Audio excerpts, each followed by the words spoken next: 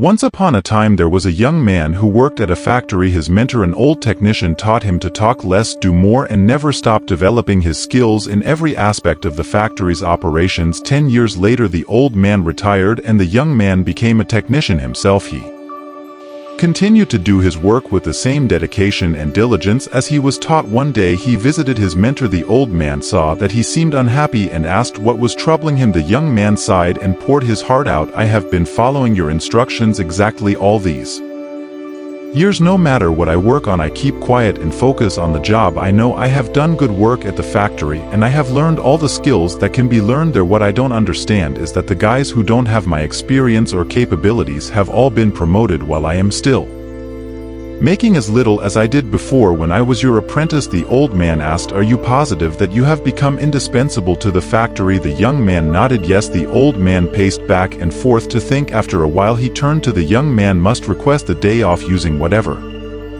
reason you like. It is time for you to give yourself a break." The young man was surprised by this advice, but the more he thought about it, the more it made sense. He thanked his teacher and left quickly to make a time-off request. When he returned to work after his day off, the manager called him into the office to tell him that things did not go well at the factory. While he was gone, others encountered many problems that normally would be handled by him, and they had no idea how to solve them. Realizing his importance, the manager decided to promote him to the position of senior technician. To thank him and encourage him to keep up the good work, the young man was grateful for his mentor's wisdom. Surely he thought this was the secret to success. From that point on, whenever the young man felt like he deserved more than what he was getting, he would take a day off. When he came back the next day, the situation would improve to his satisfaction. This pattern continued for months. One day the young man found that he was blocked from going into the factory. Much to his shock, he found out that his employment was terminated. He could not believe it. Not